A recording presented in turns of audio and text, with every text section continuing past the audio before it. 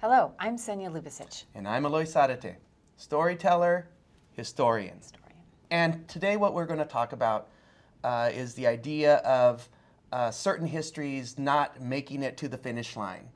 I'm sure many of you might have heard or hear people say in the present, be on the right side of history. Your decision is going to be on the right side of history. As a historian or a storyteller or anything, we don't have crystal balls. So what you're hearing in that idea is that if you make this decision and it plays out right, people 100 years ago are going to say, that person knew what he was doing. But we don't know. That's not what a historian's job is.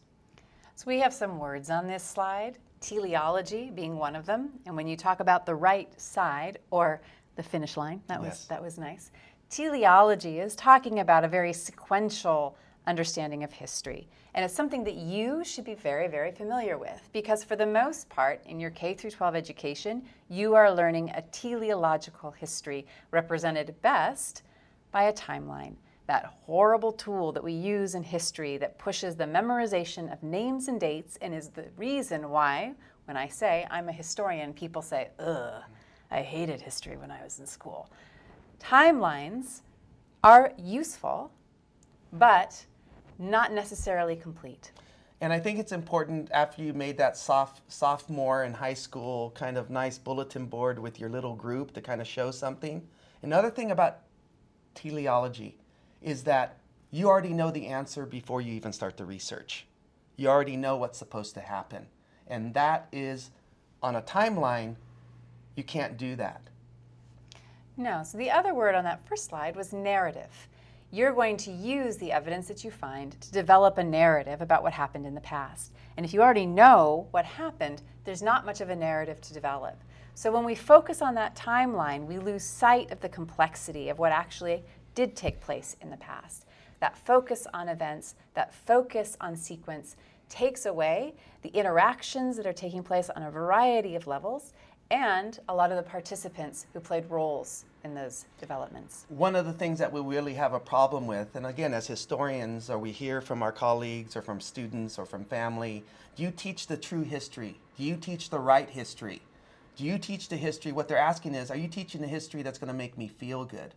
And one of the things about being a historian is the more you look, the more complicated people become, right? Abraham Lincoln, Martin Luther King, Jesus, Buddha, Muhammad, these people become incredibly complex once you start looking at them. There's no consistency to who they are. But often the consistency is in the story that is told about them. And often when you keep asking questions, you can ask yourself, if you get the wrong question, you're going to give the wrong answer, and it's going to open doors.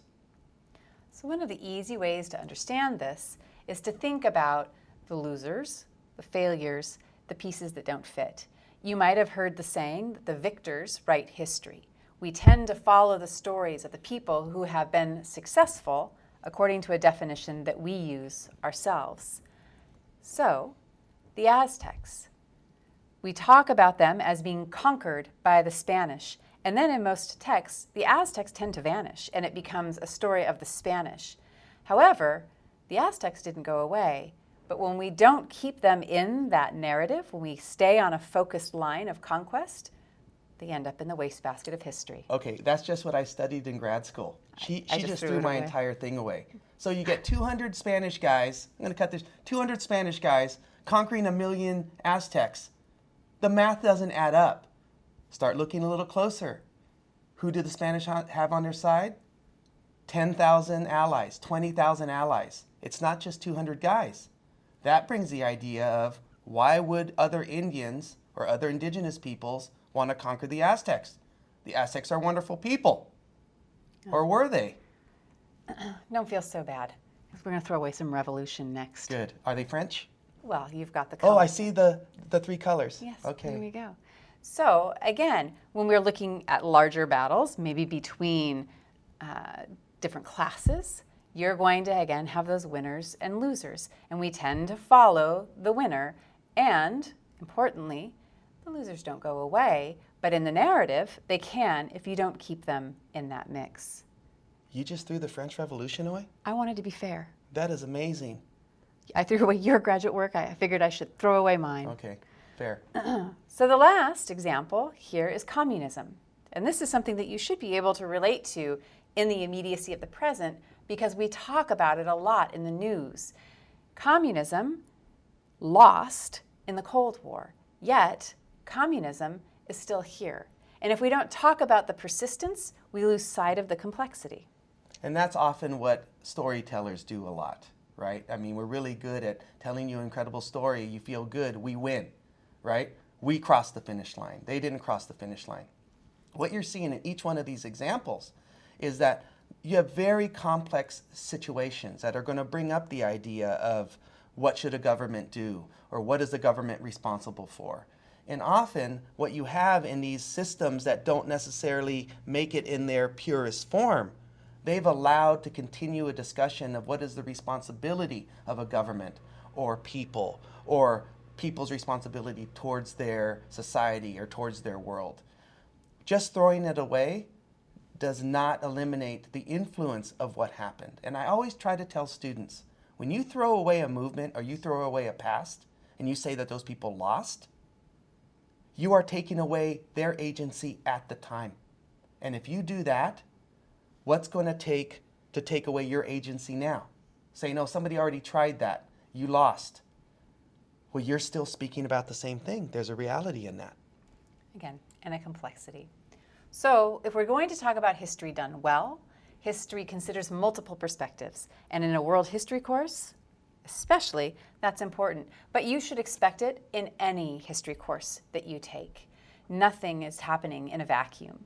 It thinks about progress, but it thinks about it with complex outcomes, that it's not simply A, B, C, and in a sequence. There can be multiple outcomes for something that people undertake. And then we also need to understand that change isn't always in a straight line. In the West, we love the idea of progress, of forward movement, but sometimes change is happening going backwards, or you make a lateral turn.